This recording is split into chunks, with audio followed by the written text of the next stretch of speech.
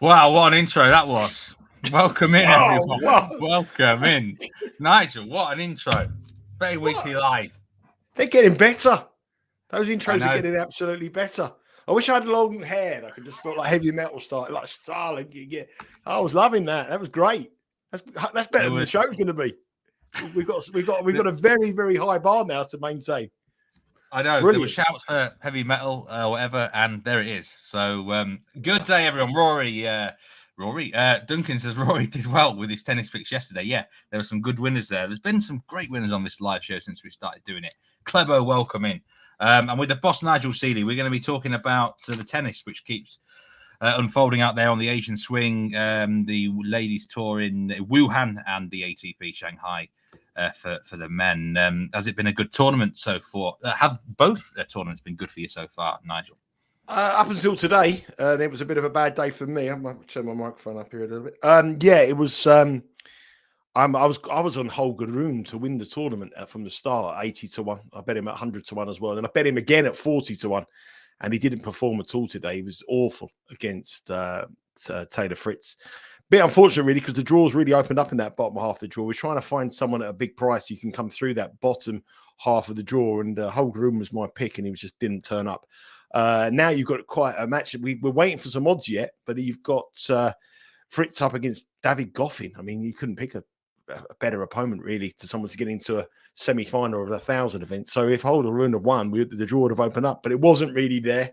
Wasn't really good. So not a bad day today. The tournament's been pretty good for me. I don't think it's been very good for the books because obviously all the favourites are winning. Sabalenka, Pegula in the women's draw, and obviously on the men's draw, Alcaraz and Xinyu are just leagues above everybody else at the moment currently. But their legs must run out, and that's what we've got to hope if we're betters and trying to oppose them. You've got to think they're playing an awful lot of tennis and hope that we've got to they've got to find a way of just running on empty. It doesn't seem to be happening at the moment with those two. But they're when we looked at tennis in the golden era of Federer and Nadal coming to the Kyrgios and Djokovic sort of dropping his levels, we thought that we might have a competitive sort of 5 or 6 years. But the standards that Alcaraz and Sinner are showing this year, they are leagues above everybody, and they keep maintaining it week in, week out. Welcome in, everyone. Duarte, Bradley, William the Conqueror. Disky Stats says, Nigel, please include me in your travels. Mate SK, good to see you from the start. Brian, Duncan again. If you're disappointed with Holger-Rune. Not as much as me, I can assure you. I was very, very disappointed with him. I took the dog for a walk after the first set. I couldn't take any more of that. It was awful. But, a hedging question. Nigel. Brian sees back Mensik for his quarter. Hedging or not here? Well, we're going to come on to that match in a minute, so I'm not going to give my strategy away. But my motto always is hedging's for gardeners. Yeah. We don't like doing hedging. I always think hedging, and we spoke about this on many times on the dojo with Neil Channing. I think hedging is only a bet when it represents value.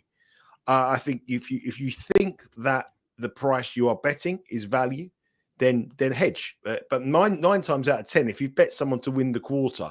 The reason why Sean Calvert has gave Mensik to win that quarter at 33-1, and it was his pick on game bet match. The reason he did it because he thought Djokovic was vulnerable. Now he plays Djokovic. Why are you contemplating hedging? So that I would be a little bit worried about that. So I would. We'll come on to that match in a second, but I think that hedging is something that I don't like to do unless it represents value. Yeah, we're going to start talking about the matches now and the betting. But just one quick question for you off topic here before that. Do you have a fancy for the World Grand Prix darts to win it outright? I've been watching it. They're all going. They're all the seeds are going down. Littler's got beat. Van Gerwen got beat. Michael Smith got beat. I mean, Gerwin Price is probably the tournament favourite now. I couldn't bet him. I don't really know the draw, to be perfectly honest with you. I haven't looked at it.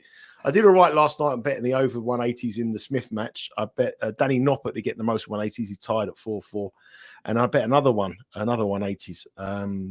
which one as well. I can't even remember the game when it was. Cullen, probably. I thought Cullen looked quite good. No, it wasn't Cullen. I can't remember what it was.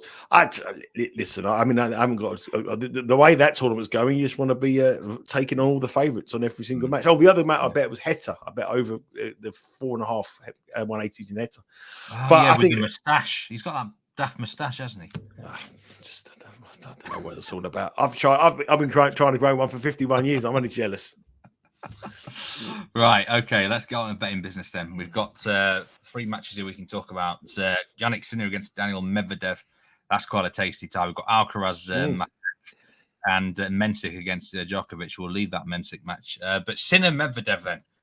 Minus 286 here, Jannik Sinner. Medvedev is no mug, is he? So there might be some appeal on the plus 225 here for the dog. I don't know, Nigel. How do you see this going? I mean, you've said to me recently that Sinner and Alcaraz are on a different level to the other players. So is this going to be a favourite win? Well, I mean, Sinner's played an awful lot of tennis. I mean, he played a grueling final, didn't he, against Alcaraz in the final in Beijing. He won the US Open. He's on a tremendous run, a lot of tennis. It's been a long year, and that's the sort of if you watch the last 2 shows with Sean and Rory, the common theme all the way through is these tennis players have had a very, very long year. And Jannik Sinner a year ago would never be able to last the pace. His physicality was always questionable. Alcaraz was much better physically than Jannik Sinner. And Jannik Sinner would always kind of run on empty in the end, especially in heat. It hasn't been as hot here, but I think the weather forecast is going to be a little bit hotter for the final few days to talk. We had a lot of problems with the rain here. This was a match that it was incredible. Every time Medvedev played Sinner in the early stage of their careers, he won. He raced into a 6-0 head-to-head winning career against Jannik Sinner. And in their last 8 matches since he raced in that 6-0, Jannik Sinner's now won 7 of them. So Sinner has suddenly got the upper hand of how to beat Medvedev. Medvedev is one-dimensional. He doesn't mix it up a little bit. And it's all on Medvedev, really, but Medvedev's got to change his tactics. If Medvedev stays at the back of the court and does his usual kind of play, then Sinner will be far too strong. But Medvedev's got to change it up. I do think here, looking at the match, I think there would be one bet that the money line looks about fair on the current form. We get criticised a lot, myself and Sean, on Game Bet Match. We give a lot of underdogs away, and people say, why don't you bet favourites, or why don't you bet favourites? Well, Sean has a strategy of finding value on the underdogs. Me, myself, I do bet favourites. I bet things at minus 125, but I have a cut-off point. I don't like betting anything really sort of minus $2 or below that kind of odds. So I wouldn't be rushing to bet this, but Sinner has looked vulnerable in this tournament. He's dropped sets against Echeverry.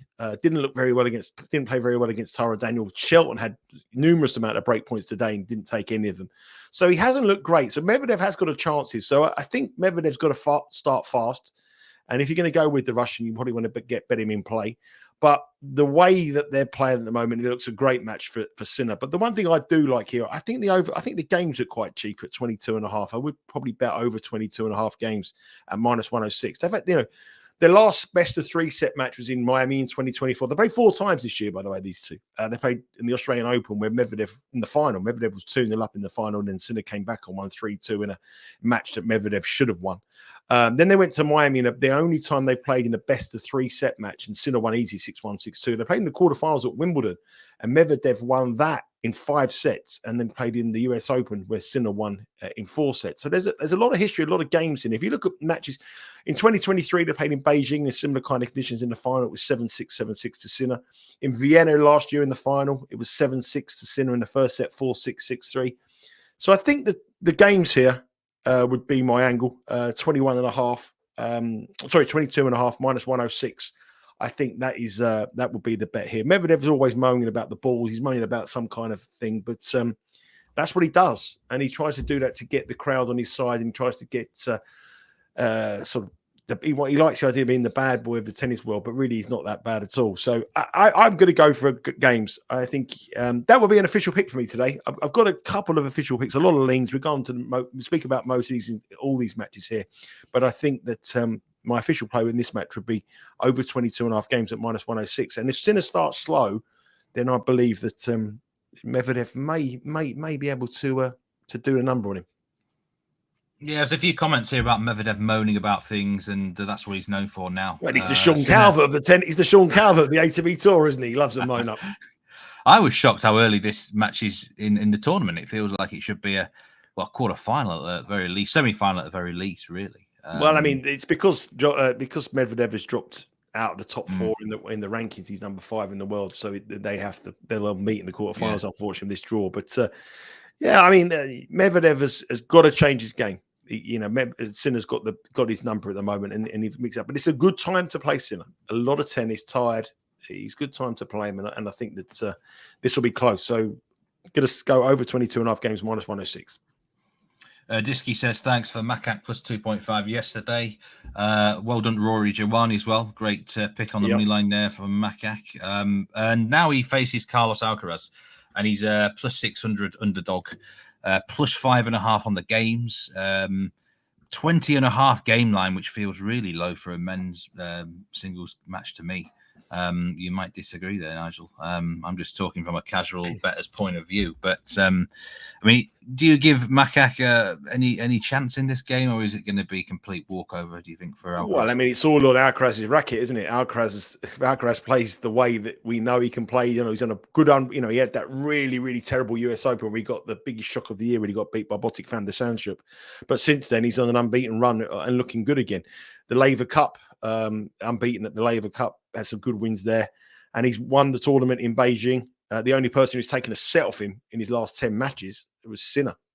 So he's looking good, and I think he really wants to end the season on a high. He's a young man, played an awful lot of tennis, won Wimbledon, went to the US Open Championships, needed to didn't perform, and now he's back to his best. So I think this is a really tough ask for Machac. I mean, I don't think there's any value on this match. I would expect Alcaraz to win fairly comfortable. They've met this year in the Davis Cup, where Machac took the opening set, actually 7-6, and then he got injured, unfortunately, and Alcaraz won the second set 6-1 before Machac didn't come out for set number 3. So, the price is the price, and really, I don't think there's much value in the price here, because I think it would be. I expect an easy win for Alcaraz. I don't think you're going to see performance levels like that he did against Monfils before the US Open, and his performance levels against Botic van der Sandschulp, where I think he just had enough at the Olympics. Losing against Djokovic in the Olympics took a lot out of him, and I think he's now back to the Alcaraz we saw sort of Wimbledon or pre-Wimbledon. So I don't see any chance from Machac, no. Disky Stats, yes. Guys, let's hit that like button. Absolutely. Probably Neil Channing alias account, that one. Disky Stats, he said to me, hook me up on my one of my travels. I don't know where he is. Yeah. So where have I got to travel to? Is it hopefully it's sunny, and hopefully there's no heavy winds and this hurricane that's this tropical storm and hurricane that's coming across, and hopefully everyone stateside is very, very safe and well. If anyone's watching this in a place, all over Europe. My mother and father are on a cruise at the moment in Portugal, and they've been stuck at the port. They're not letting them out of Lisbon for 3 days because of this the previous storm. So it's sort of the knock-on effect here is pretty bad. South Africa, right? Yeah, I'm coming. Yeah, no problem. I'll be there. No worries. We go for the cricket. We go for a bit of cricket. Me and Steve come for the cricket. Barmy, we're watching in Cape Town. That'll do us. That's it. Harry Doherty says in the darts, Luke Humphries versus Ricardo Petrecko, over 3.5 sets.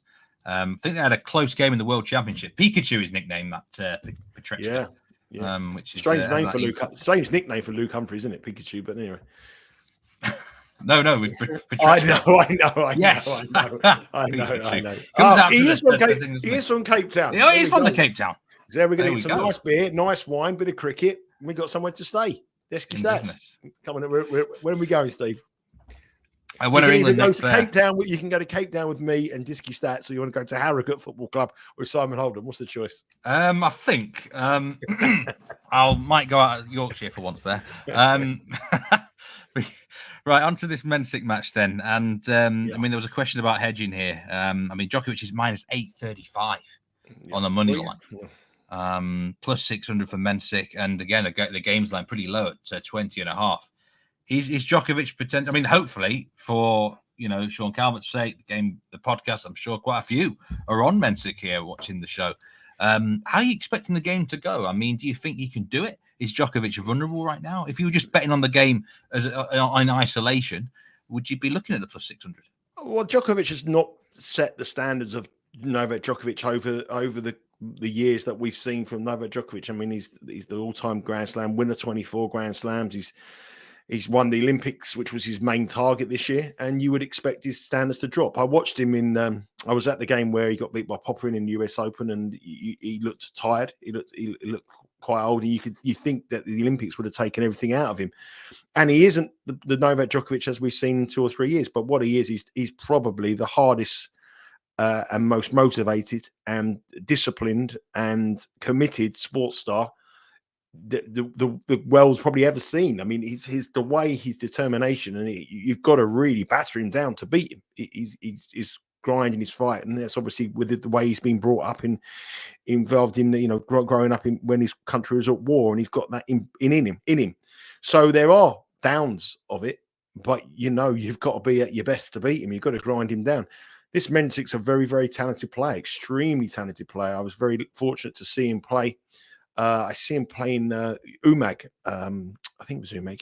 Was it Umag? Yeah, it was Umag. He played a Chinese guy called Zheng, and he won 6-love, 6-4 in the first set. He was unplayable. His serve was insane. 19 years of age. Djokovic almost doubled his age. So I think he has got a chance. If you don't know, we've bet him at 33-1 to win the quarter. So Sean Calvert has put him up at 33-1 to win the quarter. So anyone who watched Game Bet Match knows that we've got 33-1 about Mensik to beat Djokovic. Now, for us to hedge, we've got to bet Novak Djokovic at -$8. I wouldn't bet Novak Djokovic at -$8. I think Mensik's got a great chance. I wouldn't go in again if I've got the position. If I've got my position at 33-1, I wouldn't feel any interest to get in at 6-1. But I do think Mensik will make this tough. And I think the longer it goes, I think the more chance he has, because I think, the older players we've seen this week, some sort of veterans of the game, Gaël Monfils, who lost after he won when he played earlier in the week, and Stanislaus Wawrinka. When they took the first set, they lost. They took the first set and then they lost. And I think that Djokovic here could find a real tough one here. There's a multitude of different markets available with Bet Rivers on these tennis matches, and I've said it before and I've said it again. There is no better. There is no better. My dad just phoned me. He just sent me a message saying we're safe. Mum and Dad here. He's just thrown me. He's supposed to be on a cruise ship in Portugal. He's as tight as arseholes, and he's paid for the internet. I can't believe it. But anyway, on a cruise ship, what is he doing? Anyway, that's thrown me. That does.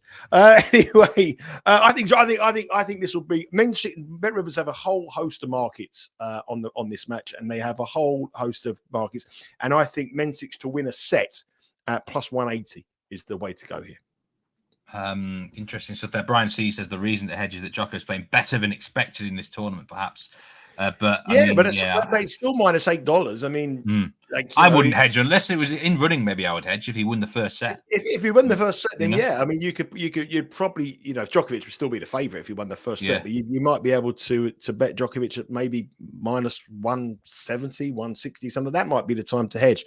But I think you've got a great 33-1 shot. You've got a 33-1 shot that is going to be 6-1. And you're given a lot of margin bet. I mean, if it was even money, the pair, and you got 33-1, I can understand the hedging sort of mentality. But at -$8, you've got to give a lot back to guarantee a profit. And I'm not so sure if that's the right thing to do. Mensik's going to be a talent here, and you get strange results at the end of the season. Yeah, and Djokovic is. I know he's looking good. I know he's great, but I'm not sure. I wouldn't be hedging. Bradley's asking any thoughts on the Pogba links to Marseille. I didn't even know he was actually linked, to be honest with you. Maybe ask this question to James Easton tomorrow on the show. He'll probably know more about that link to me. But Marseille starting to get a reputation for bad boy FC.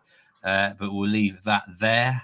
On to the ladies. And we've got 4 matches on the card there and 3 more to talk about as well. So we've got Gauff against Kostyuk, Wang against Pegula, Linette, Kasatkina, Baptiste against Alexandrova. What's the best bet out of these 4 matches, Nigel? I mean, Gauff would be a fade. Well, Gauff would be quite a fade in the tournament because she won last week and played some amazing tennis. The thing is about this women's at the moment is that I've got a strategy here that the end of year tournament. I said it on the show with Rory Girani. If you haven't watched it, WTA show is live on the YouTube channel. The ATP tour, so the WTA year ending is this year, is in Saudi Arabia, and the top 8 players in the world are going to get more money than they've ever had at the Tour Championships. And there is a lot of players who are just below the 8 that need to get into the 8. So Zheng, the Chinese girl, was in 8th, 9th coming into this tournament. She's now got into the top 8.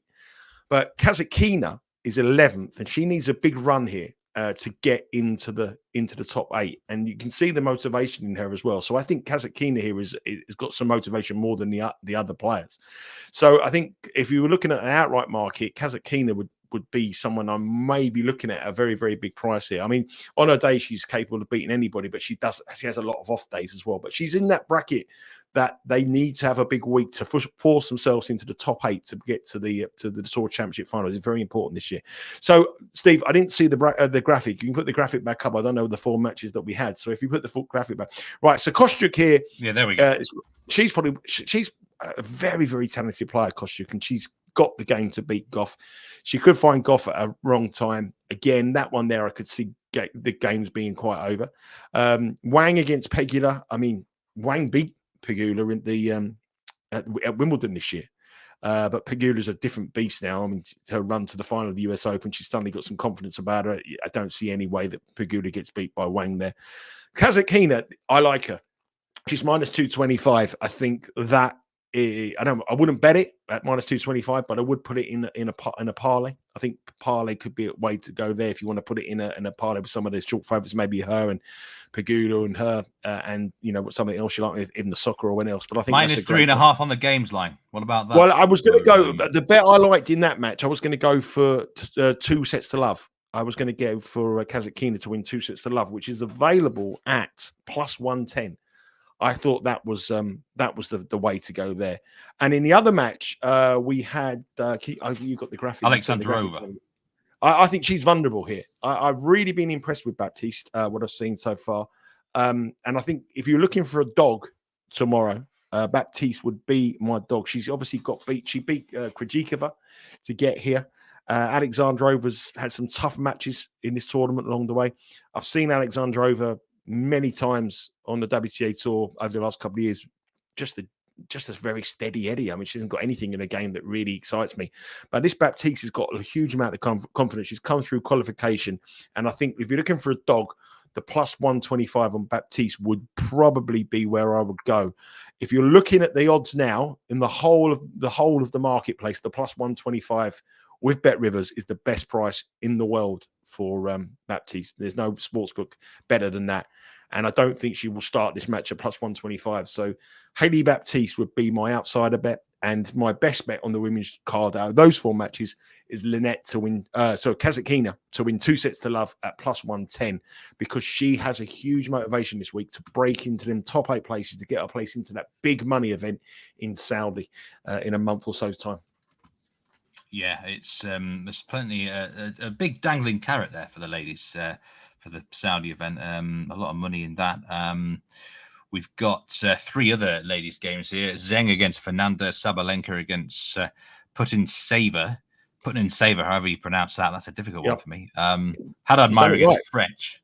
Ah, there you go, nailed it. Yeah, I mean, okay. Yeah, sorry, Nigel. There was a question about Zheng. Sorry, not a question. Jean Swart said Zheng could go a long way now that Navarro is out. Navarro was ahead of her in the race before today. Yeah, well, that's important. I mean, obviously she's got home crowd. She got the home crowd behind her, but it didn't. She got to the semi-finals last week in Beijing, which was good, but she didn't go all the way to win it. And Zheng has obviously won the Olympics, so that's again, a lot of people. I think that's a big thing for her. She wants to do well here, obviously, but this is up against an opponent that leads her 2-0 in the head-to-heads in Fernandez. This isn't going to be easy. If you look at the 2 matches that they played previously, 21 and 30 games with a total. So the total over 20.5 has cashed both times here. And again, I'm leaning towards that total. So that would be a bet for me here. Over 20.5 total games at minus 120, Zheng against Fernandez. Fernandez is a player that's playing really, really well this tournament.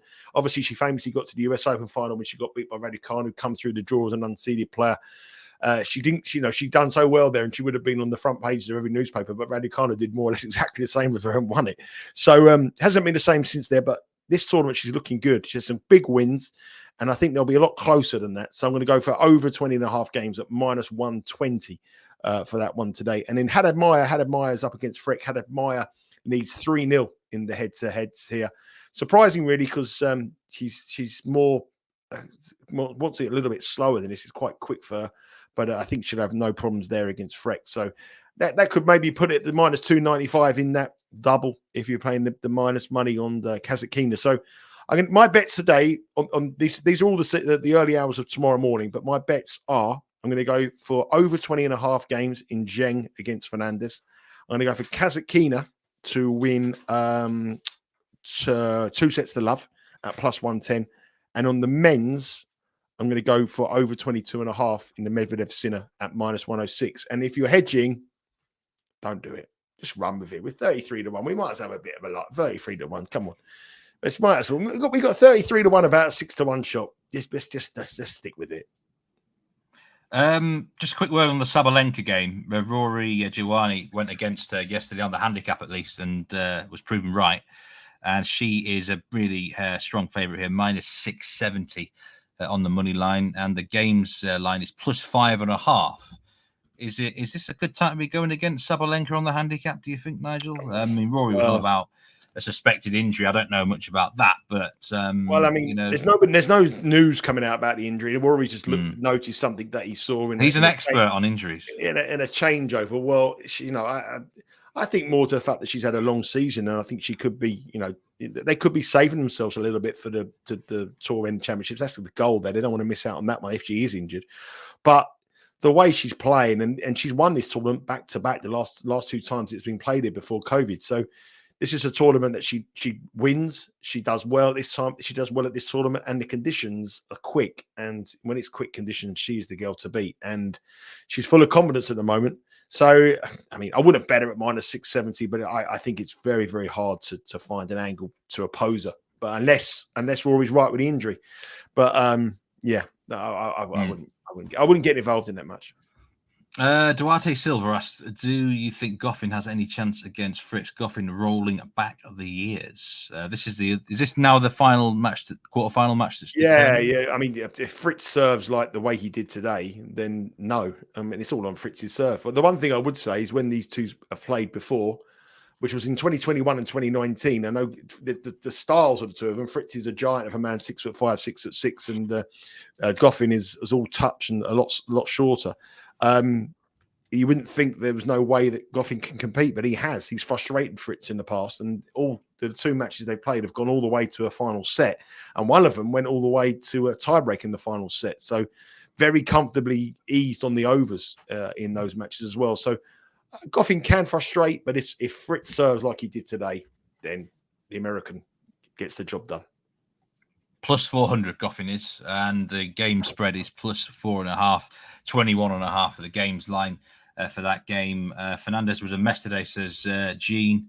Had over 10 double faults. She should have lost. If Sabalenka wins tomorrow, apparently she goes above Iga Swiatek, the race for number 1. Could be some pressure there if she knows about it. Well, she probably is going to know about it, I'd imagine. She doesn't know about it. She's in the wrong job, isn't she? I know, yeah. She should know. Yeah, so, plenty of action out there.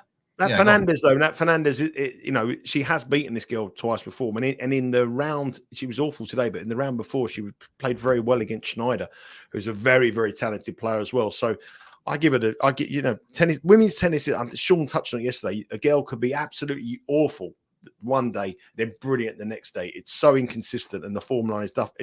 But I also think that you've got to look at I'm a big fan of having the head-to-heads, and I think that I know that Fernandez hasn't had a great year, but she did beat her in Doha this year, which is probably similar kind of conditions they're going to play here today. So some of the head-to-heads aren't relevant from way back in the early 2000s or in 2010 or something like that. But, a win this year is confidence for Fernandez, and I think that she might rise to the occasion against Zheng here. I like the games. I think the games are the way to play. How excited are you about the return of UEFA Nations League soccer tomorrow, Nigel? I'm going. I won't say I'm excited, really, to be fair. I said to the missus, I'm going to see Greece, and she said, "Oh, well, they're going to sing You're the One That I Want." I went, "No, I don't. I doubt it very much. I don't think so." Summer Loving. I said, "No, it's different, Greece, darling." So I'm going to see England v Greece tomorrow, and then I fly to Finland to watch England v Finland. I'm more excited about having a weekend away with my 19-year-old son. Now, that's more exciting to me than actually the football, really, to be fair. So I'm looking forward to that. We're going to see some ice hockey as well. So if any experts on Finnish ice hockey, I need them to help me out. So we're going to see some Helsinki play against the equivalent of the Finnish, the ice hockey equivalent of Manchester City, the best team on Saturday. So if anyone's got an angle on that, please let me know.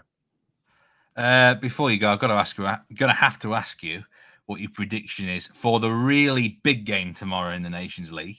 And this is in League D, Gibraltar against San Marino. Steve, come on. The biggest match of the whole week. San Marino won for the first time in, was it 20-odd years? In the last window? I lived in Gibraltar back in 1997, right? And I was convinced if I went for a trial, I would have got in the Gibraltarian national team. I was convinced of it, and I would have been 24 then. And I was a half decent player, and I thought I could easily get in the Gibraltar team. They've improved a lot, but I'd still get in the Gibraltar team. I thought he was going to ask me about -200. Gibraltar were -200. I couldn't get involved in that. I mean, honestly. Neil Channing and I talk about strange bets, and we talk about sumo wrestling on the dojo, and I think that Gibraltar against San Marino would be equivalent of sumo wrestling. It's something that I will not be watching, or I will not be having a bet on, I can assure you. We've got Dan Roebuck on tomorrow with James Eastham, and a very much informed James Eastham, and I'm sure he'll be well clued up doing his research into the San Marino team for all your questions tomorrow. Yeah. Gene says, great channel, been following him since early in the year. Appreciate you, Gene. Really appreciate all of you actually be coming in. Yeah, thank you. Since not just this season, but last season as well, and your support on the live show has been great. For anyone new in today, welcome. Do hit that like button and subscribe if you've not already to the channel. It costs absolutely nothing. Shakespeare's got his play. The Royals -105 on the money line, and the Tigers. That's a double, I think. No, not a double. -110 on the Tigers. It's their first home playoff game in years. NHL, Oilers money line under 6.5. People betting everywhere. I need Helsinki. I need advice on the ice hockey in Finland, not NHL. So I need anyone who can let me know what the angle of the Finnish ice hockey. That's what we need. We need someone to tell me a bet on the Finnish ice hockey for Saturday. Give me a winner. That'd be nice. Well, enjoy Greece and enjoy Suomi, Nigel. And I've had chills. They're multiplying throughout this show. I haven't lost control yet, but it's been a privilege as always. Thank you, everyone. Thank you, Nigel. Good luck with all your bets today, whatever you are taking across the world in whatever sports. Let's cash some winners on those tennis picks. And tomorrow, Dan Roebuck with the James Eastham talking Nations League soccer, plus all the World Cup qualifiers which are going on. Only less than 2 years now of the World Cup in 2026. Lots of excitement there. Remember to gamble responsibly.